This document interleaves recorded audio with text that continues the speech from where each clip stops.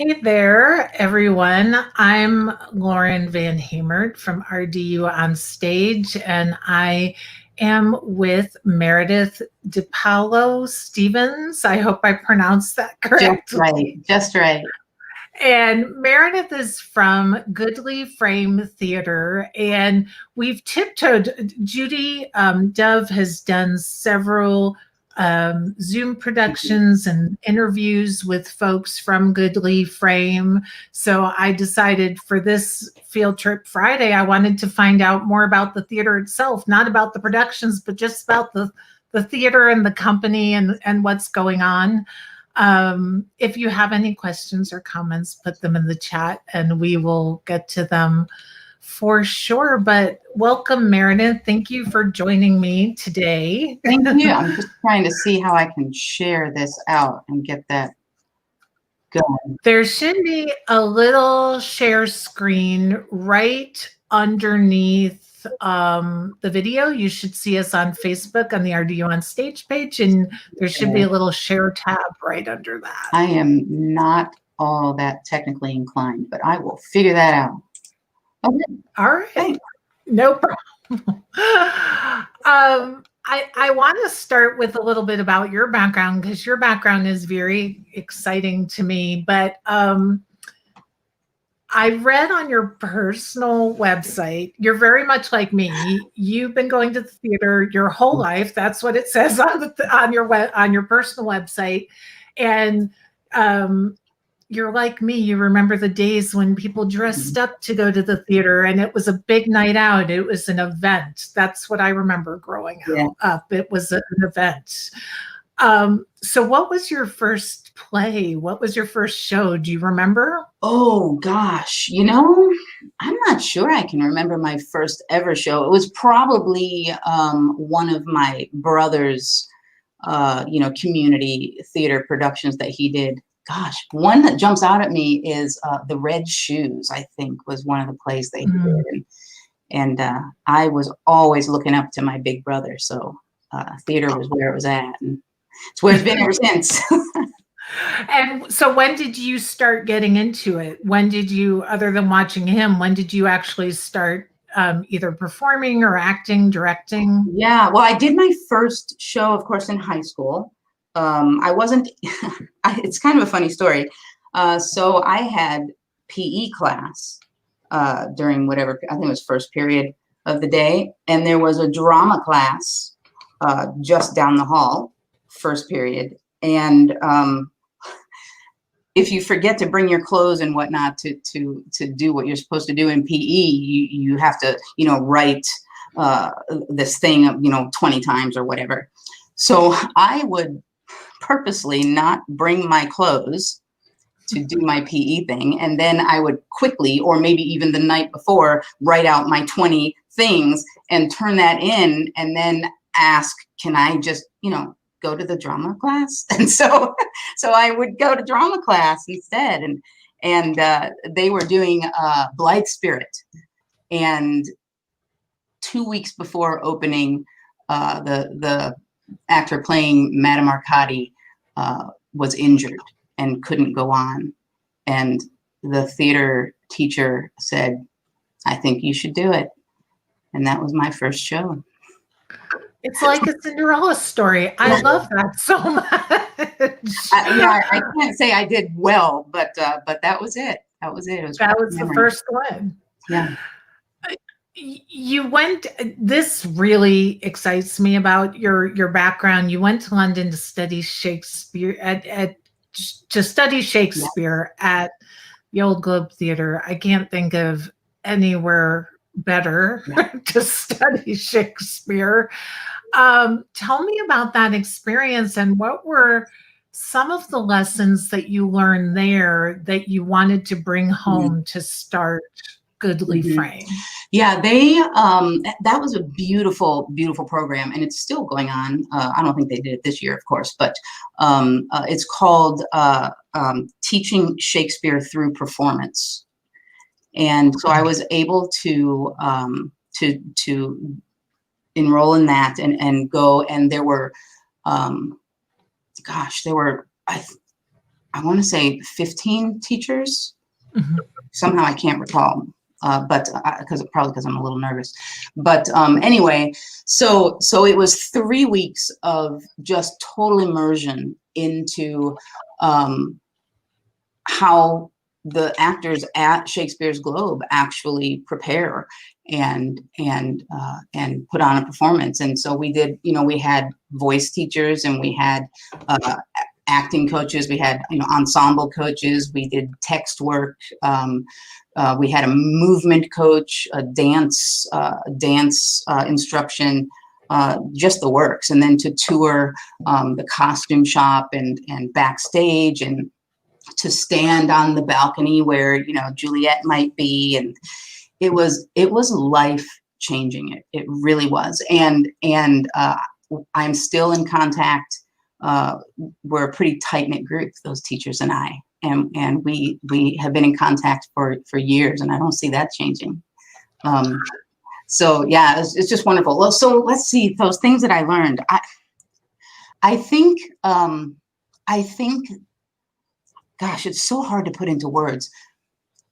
There's just a feeling, when you walk into the Globe Theater for the first time, it's overwhelming. Or at least it was for me. To think of the history. Of course, that's not the original Globe Theater, but it's right just down the street, and very much like what it was. But it became so much more real to me, to breathe in the atmosphere, and to understand the connections. Like I've never before, growing up in theater, I've never before experienced the connection between audience and actor, like at the Globe Theater. It's an energy that you just cannot experience with a proscenium stage, So yes. Yeah. So, and it put me on the path to what I'm doing now, which is trying to get the actor and the audience as close as possible, like sitting, on the same chair together. If that's possible, I will do it. So yeah, it just makes all the difference. Well, and don't you feel, the special thing about the United Kingdom, about London, is that theater is so woven into their culture there.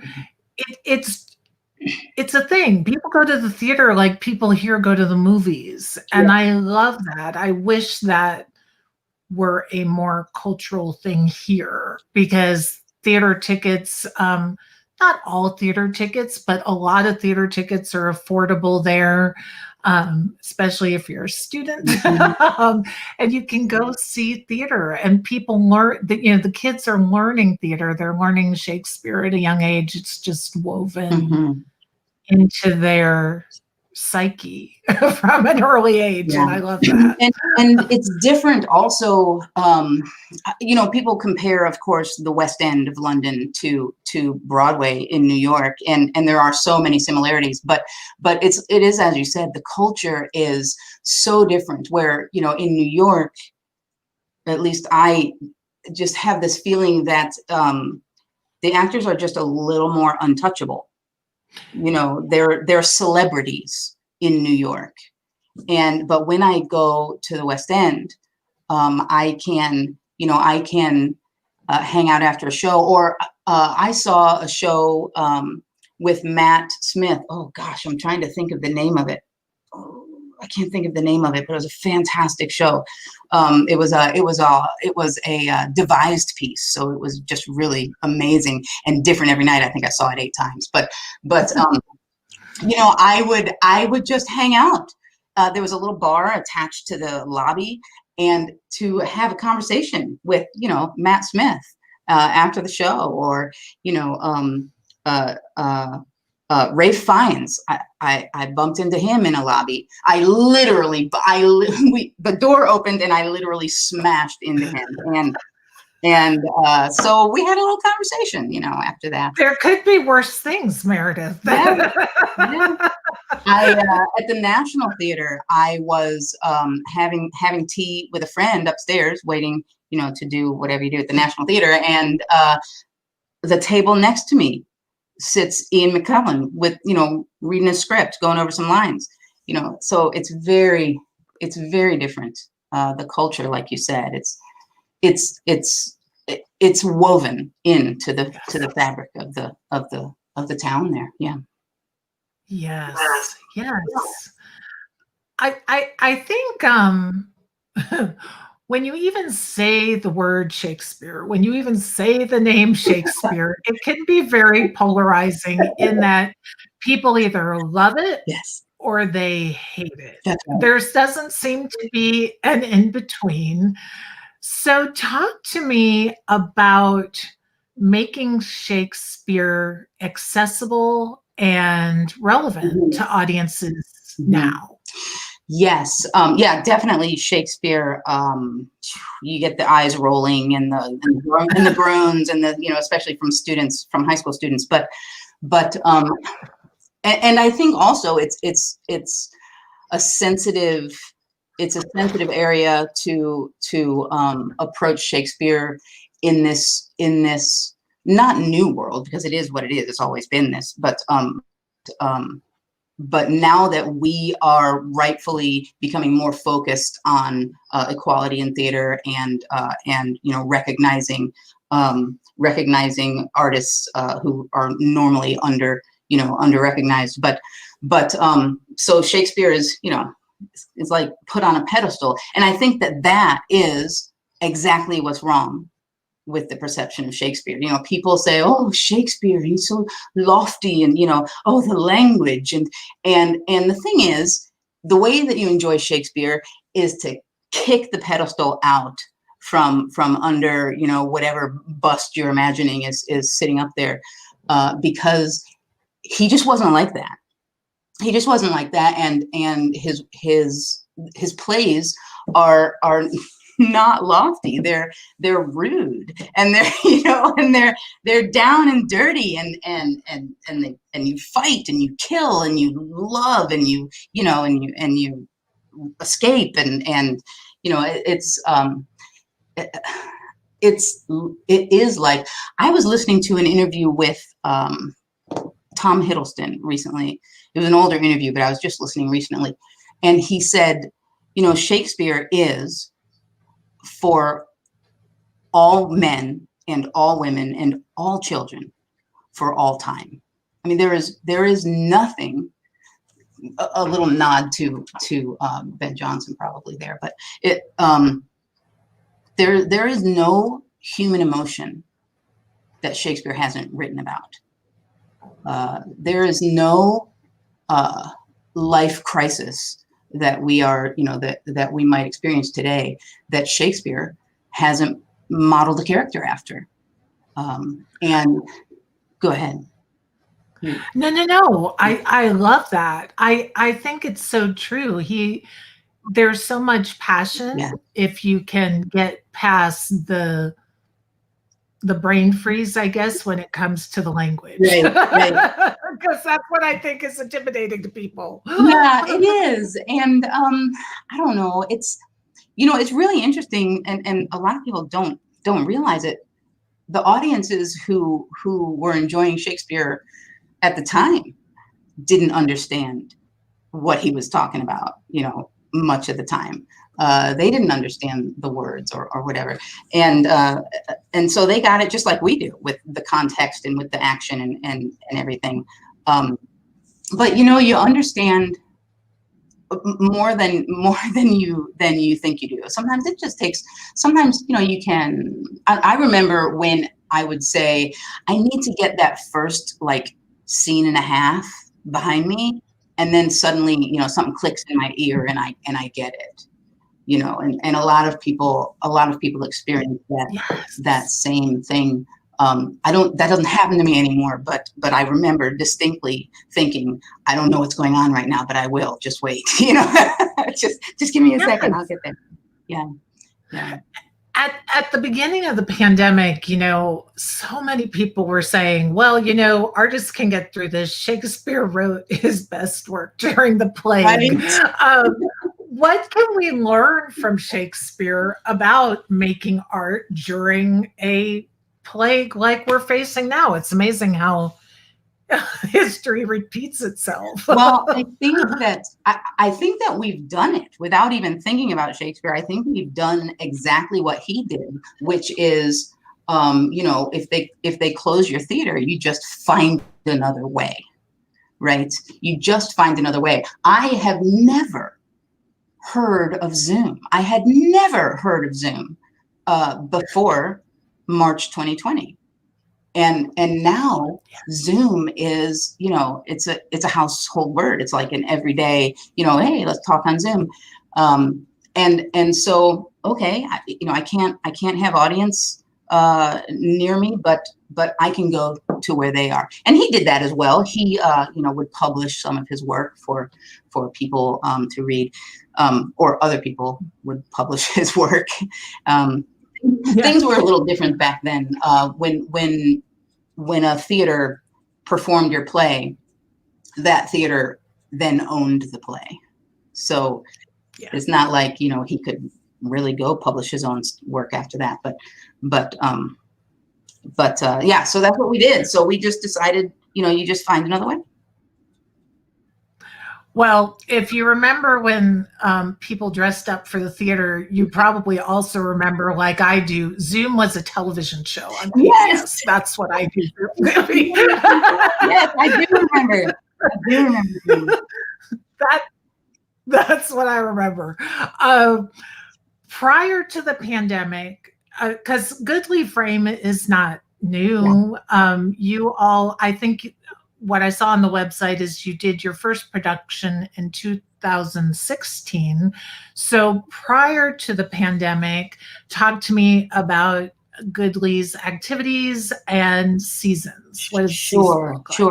Well, our first couple of shows, our first 3 shows actually, were in partnership with other theaters. So while I was working with Shared Radiance at the time, we did Macbeth and Hamlet with them, and I partnered with Guilford Tech over in High Point and produced Romeo and Juliet over there. So that was a lot of fun. But for me, because I often tell people that I am a high school teacher because I don't want to wait tables, because that old, oh, you're an actor, so you must also wait tables, right?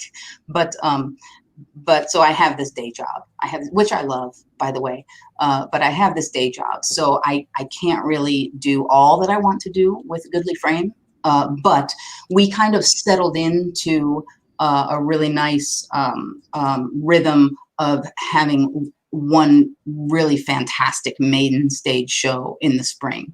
So, we audition in January, and then we put it on like the last weekend of May.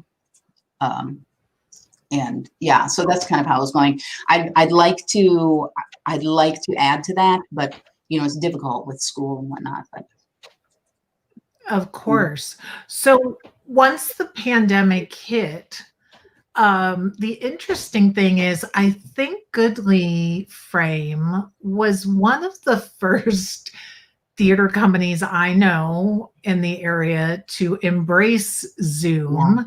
You did the proverbial pivot and began producing original plays written just for Zoom, which I love. So what was the impetus for the first Zoom Fest? How did you go from not hearing about Zooms till March and to saying, you know what, I think we should produce a festival? Let's just produce 32 plays. Why don't let's just do that? No, well, so we were in rehearsals. We were actually only in, we had like 10 rehearsals. We were still at table work with Much Ado About Nothing for Goodly Frame when the pandemic hit. And so, as everyone else, it was suddenly, send all the actors an email, don't come in. And they, understandably emailed right back and said, wait, you can't just cut us off like that. You know, we can't just do nothing, right? So we decided, and at the time we thought we might, you know, when we all went home, I mean, I thought, hey, give it a couple weeks and then we'll be good, right? Yeah, we'll be fine. Yeah. So we thought, okay, well, let's just go ahead and, you know, figure out how we can still rehearse so that we can still do this. But so I saw that Triad Stage was, they were looking for a way to partner with other theaters. So I gave them a call and said, you know, let's do something. And they were just beginning a series where they were using Zoom to allow local artists to do whatever it is they want to do, you know, weekly. And so called all the actors, said, hey, let's just do a little, you know, reading and see how that goes. So it was kind of it wasn't really like a reading, like, you know, everyone's sitting on stools, that kind of thing. We wanted to be different. So we decided to bring in some props and bring in, you know, and use our whole screen and whatnot, which I had not seen done before. You know, maybe someone was doing it somewhere, but I had not seen it done before. And so we did that, and it went over really well. And I knew it went over really well because the next day, Triad Stage called me and said, hey, can we meet and talk about how you did that? Because we really want to think about that too, which was such a compliment, such a compliment coming from them. So there was that. And then we decided because by then people started to do readings, right? They started to do those things online. And so we said, well, how can we be different? How can we do something different? And a friend of mine, Mike Brannon, was writing some plays. I don't know who it was. There was some group, and it wasn't the Greensboro Playwrights Forum, but there was some group that was writing some stuff. And they said, hey, we'd love to have someone read our play and see if it might work for a Zoom or whatever. And I said, oh, I'd like to read one of those. I'll read one of those. And then Mike Brannon from Greensboro Playwrights Forum called me and said, you know, I think we could, it was really his brainchild. I think we could pull off a whole festival of Zoom plays. And I loved it. I loved the idea right away. And we jumped on it and immediately put out, gosh, I think did we have 9 weeks of, episodes, and each episode had 3 plays in it. And so we put out a call. We put out a call for scripts, and the only requirement was that it had to be written for Zoom. So this new world where the character is conscious, right, of being on Zoom, as opposed to just acting in front of a camera, you know, some other play. So it was very exciting, very new, and I learned so much. I'd love to do it again. I'd love to do another Zoom series because I have lots more ideas about how we can use Zoom differently than anyone else. You know, right now, I think that we could do some really exciting things. I don't have time though. I don't have time right now, but I will soon. So it was, go ahead. So what did you learn technically about that process? Yeah. Because you literally had actors, writers, and directors from all over the place. It wasn't just in Greensboro or Raleigh. Yeah. They were from all over the country. Yes. Well, that was Zoom Fest Series 2, where we did that. So it was during the tail end of Zoom Fest Series 1, somewhere around week 6, I think, when Mike Brannon and Clint Festa, who was also one of the producers for that whole series, he wrote a few shows there too. but we were discussing, what could we do for series 2 that would be kind of fun. And it was right around then when, some really horrible things were happening across America, and the Black Lives Matter movement became, more in the headlines again. And I was seeing, as you were too, as everyone was, theaters across the country, posting their support for the movement. And I did the same with Goodly Frame. We did that. We posted that. But then I saw, which I'm sure you saw as well, the open letter to American theaters, right? That was kind of challenging us, saying, yeah, great, thanks for saying that, but what are you doing? What are you doing? Right? Yes. Yeah. So we decided that we would change gears and have Zoomfest series 2 be exclusively for Black theater artists, Black playwrights, and playwrights of color, who had some, they always have something to say, but at that moment, there was a pressing issue that needed to have a forum,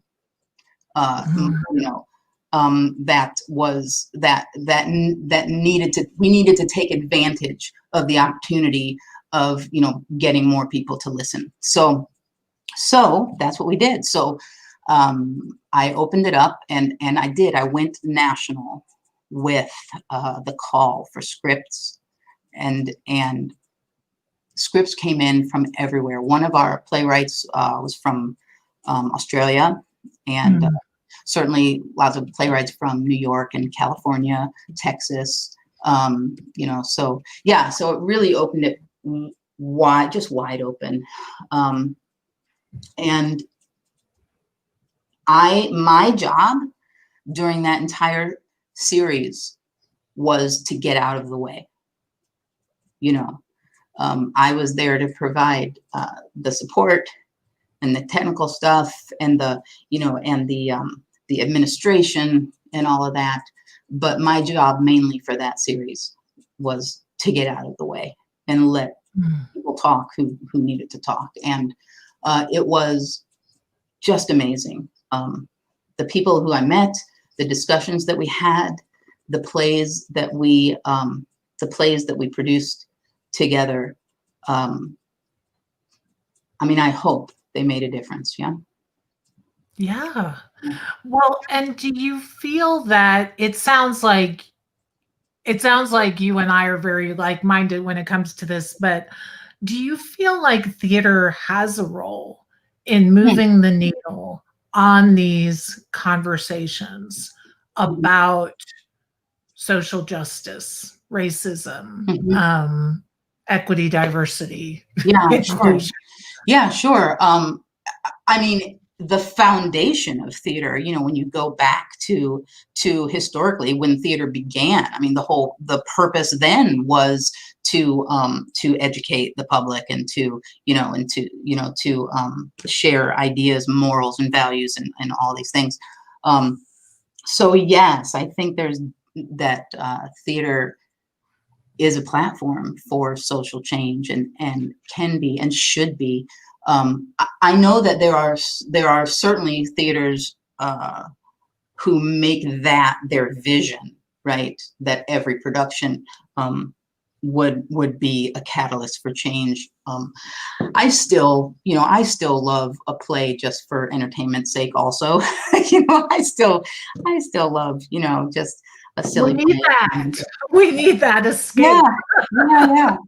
Yeah. So, but absolutely. And Shakespeare, I can't name a Shakespeare play that doesn't also make a statement. I was going to say, he very much made a statement about classism and society in so many of his works. So I feel like that definitely aligns with what we're seeing now. Absolutely. And some of the things he did, I'm not even sure how he got away with it, you know. Somehow he really must have been friends with the queen and then the king subsequently, because he did things that were, you know, otherwise against the law sometimes. But yeah, and you know, when you look at take for example Taming of the Shrew, you know, there are a lot of theaters, a lot of directors who don't want to touch that, don't want to touch Taming of the Shrew, you know, because this woman is treated so badly. It's very reasonable to read into part of the script that perhaps she was raped at one point, and so this whole structure, this whole, you know, misogynist husband and wife thing that anyway, but I think that's exactly why we do need to produce that work. You know, I don't think Look that, at, I don't think the work is, yes. just because the work is displaying this, you know, horrible thing, right, doesn't mean we shouldn't do it, because by doing that, we get to talk about it. Yes.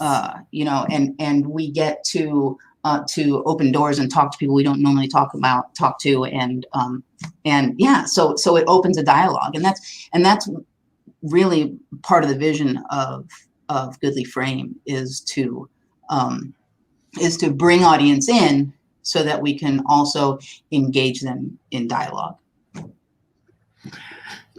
Do you feel that virtual productions, and we've seen them everywhere now, from the National Theatre in London to local theaters, do you think that these virtual productions hurt live theater in the long term, or do you think it helps companies like yours attract a new audience? Gosh, that is a great question. I'm not sure we can know that yet. You know, I'm not sure we can know that yet. I do think that it's a question that deserves, you know, time and thought, and I think that moving forward, now that we know how to do all of these online things, now that we're less afraid of this new medium, that moving forward we're going to have to be aware and you know, and respectful of what we're really here for. Because as much as I love doing online work, I want to get back on the stage.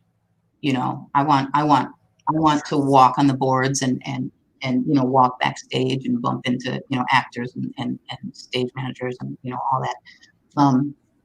Yeah, that, I think that's an interesting question. I'm not sure we know yet until we can start opening the theaters and seeing what happens. I don't know either, and I feel like the virtual realm is going to be here for a while, even once we get back into live productions, because I think there's gonna, as I've been interviewing people, I get the sense there's going to be hesitancy on audience's part to come rushing back until people really do feel that they're safe from illness, and until the actors feel safe. I know so many of my actor friends that can't wait to get back on the stage, but they also want to be safe. Yeah. But this is also a great new medium for me, for Goodly Frame. You know, now that there's this new online thing that I can do right from my, you know, dining room, I can see that in the future being a way that we stay active during our off season, you know. So I mean, I think, and does it expand the repertoire a little bit from Shakespeare to everything else? That's right. Because it feels like there's everything else. Yeah, exactly. Yeah, and I think that we've only scraped the surface of partnering with playwrights on you know, new works. I didn't really realize how much I would enjoy that kind of work. It wasn't on my radar before, but I love it. And you know, with Mike and Clint's great encouragement, I've actually written a couple of short plays recently that I don't, you know, I'll never show anyone besides the two of them at this point. But I'm loving this. Never say never. but I'm loving this new, you know, this new angle that I had never thought of before. So. Yeah. I love that. And do you feel like this pandemic, I mean, obviously you're still teaching and you've still got young people like I do in your house. But do you find that this period of time nurtures your creativity or hinders it as an artistic director? Well, as an artistic director, I'm pretty dang frustrated. but as an actor and director, honestly, I have never been so busy, really, as I have been during these past, you know, 10 months or so. I was able to, one of the things I've done in this past year that it was also a game changer, just a life changer for me, is getting involved in some online work with a group out of London. I was able to perform in 2 of the plays with a group is called The Show Must Go Online. Yes. Yes, run out of London with Rob Myers. And during the heat of the pandemic, he was able to produce the entire first folio, one a week. So, and the people that I met in that project, the things that I learned about, you know, he's an amazing director. I learned so much just watching him work. Yeah, so these are opportunities that I never would have had otherwise, and I'm pretty grateful for that. I don't know.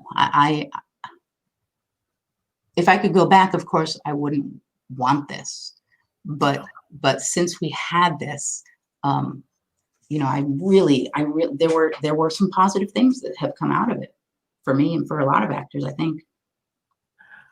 On your personal website, you wrote, and I'm hoping you'll speak to this a little bit. The more I learn about how to manage a theater, the more I learn about how to manage life. So I find that with my own business, the more I learn to juggle this business, the more I feel like I get better at juggling everything. But what do you mean by that? Oh, yeah. So I think for me, it has to do with relationships. You know, us theater folk, we're a little different than your average organization.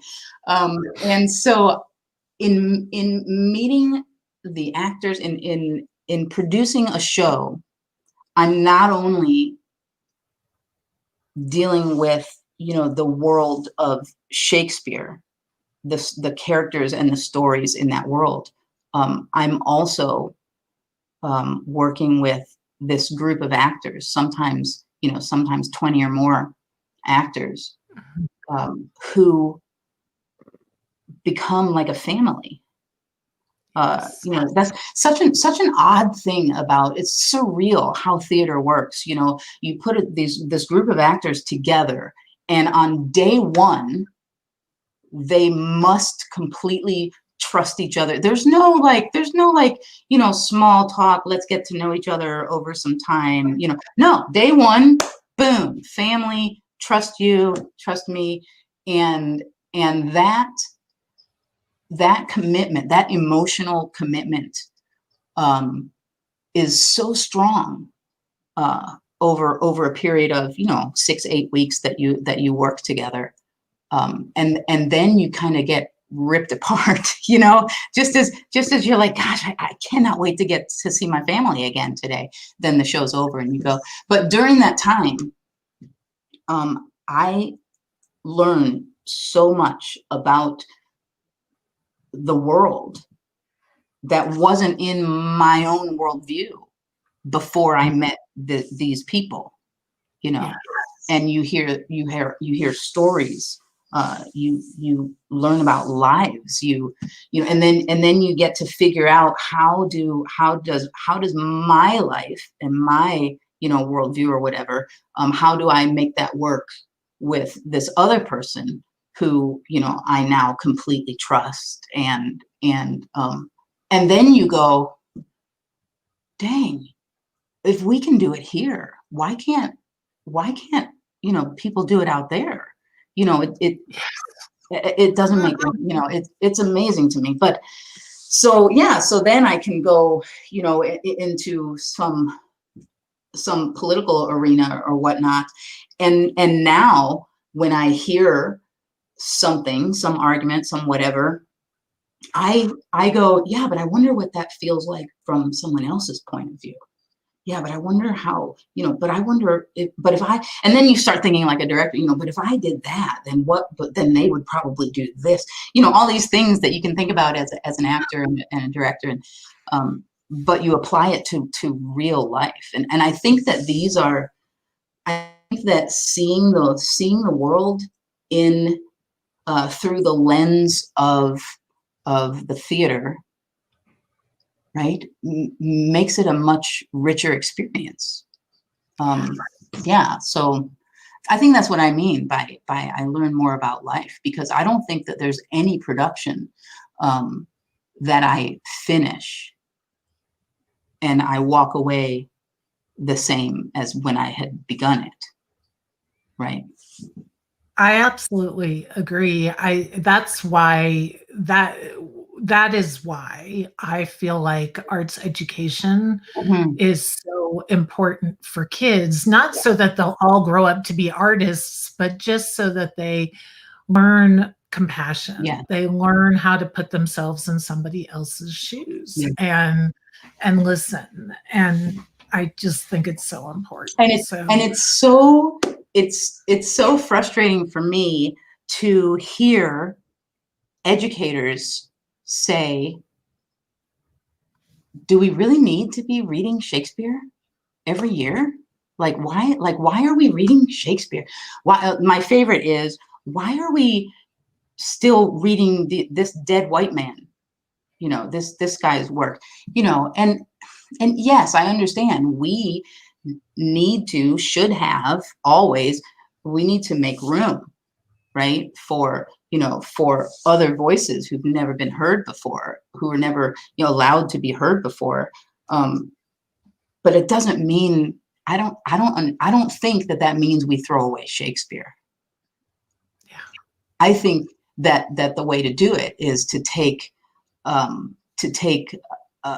piece of Shakespeare and then partner it up with, you know, oh gosh, there's a really great young adult book out there. It's called The Hate You Give. Yes. I Yes. cannot remember the author of that, but it's an And I amazing. just heard her. She just wrote a sequel. Yeah, She's written a sequel. yeah, I just heard her on NPR. She just did an interview on yeah. NPR. I know exactly. And I have the book right over there. I'm going to keep now looking over there, but I see her name. But, you know, It's right over there are, there. I mean, you can take all different aspects of that, and you can pair that book with, you could pair that book with Coriolanus. You could pair that book with you can pair that book. You can pair that book with Romeo and Juliet. You can, I mean, you can. There are, it relates. Shakespeare understood the human condition. I don't know how he did that. And I think it's just, I think sometimes we just have to accept that there are geniuses in the world, you know, like Mozart and, you know, and Bach, and, you know, all, like, how did they do what they did? I don't know, but they did. And we need to keep learning from it. Well, and I love this idea, Meredith. Okay, Meredith, I think instead of Zoom Fest, you need to do a book club where people can study Shakespeare and do a comparison contrast to Wow. contemporary works Yes, like sir. they you give. I would do that. I would do that. Let, yeah, let's do that. That sounds very cool. Yeah.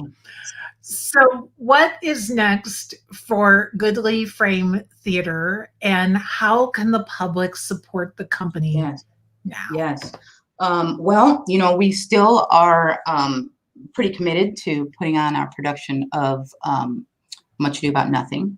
I was challenged. I was given a personal challenge, because Goodly Frame has only done tragedies up until now, Shakespeare's tragedies, and so we took on the comedy Much Ado About Nothing. And so I'm determined we're going to do this comedy, and we're going to do it, dang well. We're going to comedy the heck out of this comedy, and it's coming soon. But so that's on the horizon. I'm pretty excited about a big project that I'm working on that I can't say anything about right now. But if that all falls into place, that's going to be the biggest thing that Goodly Frame has ever done, and I'm super excited about that. So I hope I hear more about that in the next month or so. And then maybe soon some more online stuff. I don't really know. I don't think any of us know. I envy the theaters who are able to do some things right now. American Shakespeare Center is doing some outdoor productions and whatnot. I don't know. I want to do that. I can't do it being, an army of few, but it's in the works. How to support Goodly Frame? Yeah. Wow. Well, we have the whole Patreon thing and all that, but honestly, the best thing for Goodly Frame and for all of the community theaters in our area and professional theaters in our area is to just stay involved. Just stay as involved as possible. When a theater offers some crazy little online thing, support them, right? And that's all I can hope for. Join our Facebook page, check out our website, goodlyframe.org, and reach out. Challenge me, tell me why. Oh gosh, that's a challenge. I'm going to throw it out there for the world. Contact me and tell me why you don't like Shakespeare. I want to know, and I want to talk to you about that. And I want to invite you to a show someday, and that I think would be a really interesting conversation. That would be fun. I think, yeah, I'm going to have to. Now you've challenged me. I feel like I need to get together a group of panelists just to have that conversation. I love the musical. I don't know if you ever saw this musical, Something Rotten. Yes. And every time I think about this, I think about that song, God, I Hate Shakespeare. Fantastic song. Yeah. I did see on your website, I think something else you and I probably have in common is I'm a list maker. I have lists for my lists. Oh my gosh. Yeah. And I did see all here. And then not only that, but like I print things out and I tape them beside my lists. So here's all my lists. I can't stop myself.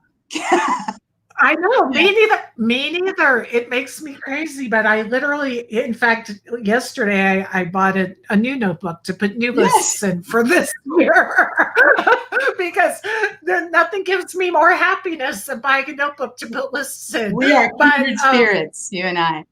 Yes. So what does the 2021 list look like? And what did 2020 teach you? Because I feel like part of making lists is, that satisfaction of checking things off and goal setting. And if anything, 2020 just was an exercise in patience and grace Yeah. for me. Yeah, and So you know, what did 2022? it's almost cliche, you know. I've learned to give myself grace and all that, but it's not. It's because it's true, right? But one of the again, gosh, I'm so sorry. It was Tom Hiddleston again, because I'm doing this study right now, and so that's anyway. But he said in a recent interview, feel the fear and then do it anyway. Feel the fear and then do it anyway. And that's and I wrote that. I don't have it on me right now, but I made it a big thing in my bullet journal, and I think that's my theme for 2021. Uh-oh, you're freezing up on me. Anyway. Oh gosh, am I back? Oh no. Don't leave me.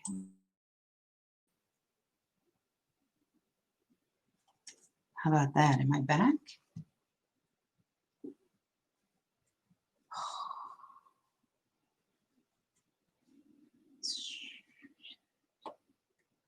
No.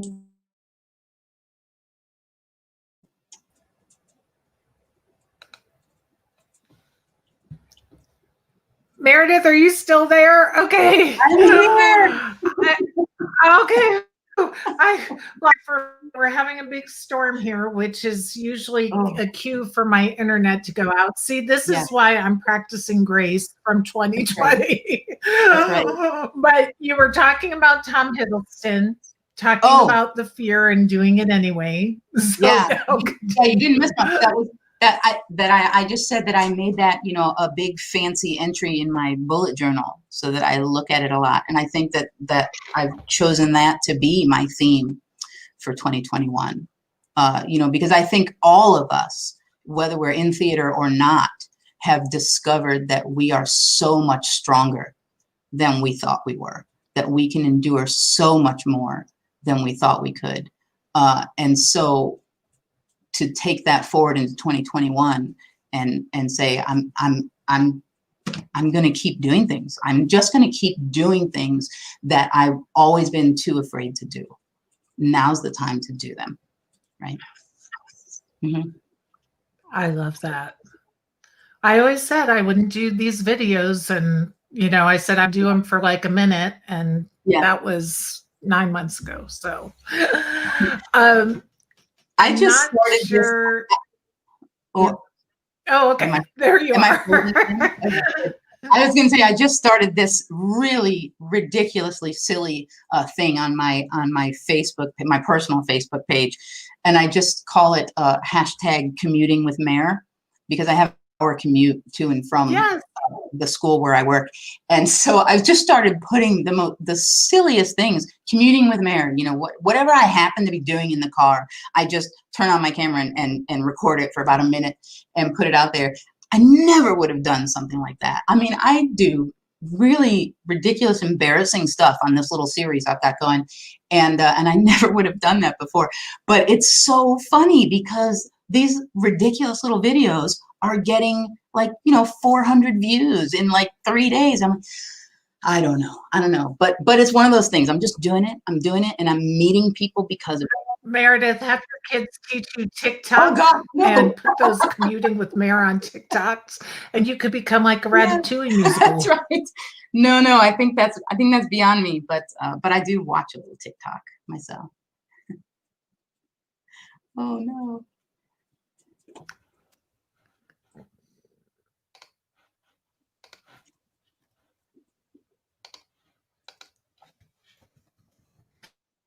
That darn storm.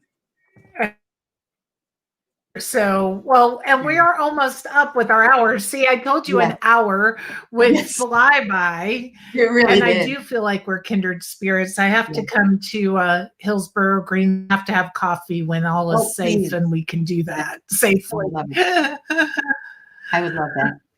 And I'll refer everyone, follow goodlyframe.org, go to the website, find them on social media, and please support theaters not just here. One thing that's nice about this pandemic is it's helping us all cast a little bit wider of a net and learn about theater outside our area. So thanks for hanging out with me this afternoon. I'm sorry we had some technical difficulties, but no worries. Thank you. I'm glad it happened at the end. Yes, that's right. Yeah, thanks so much for the invitation. I've really enjoyed it. Thank you. And join us next week. We have a great week next week, which I'll publish over the weekend. But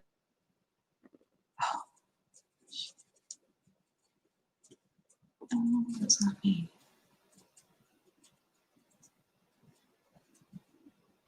In Pinehurst. So hopefully people heard that. Next Friday, we're going to Judson Theater Company in Pinehurst. And hopefully everyone will join us for next Friday's Field Trip Friday. Thank you, Meredith, again. Just stay safe and healthy. And I'll be looking forward to seeing what Goodly Frame does next. Thank you. Thanks so much. Have a good evening. Thank you. You too. And thanks everyone for tuning in.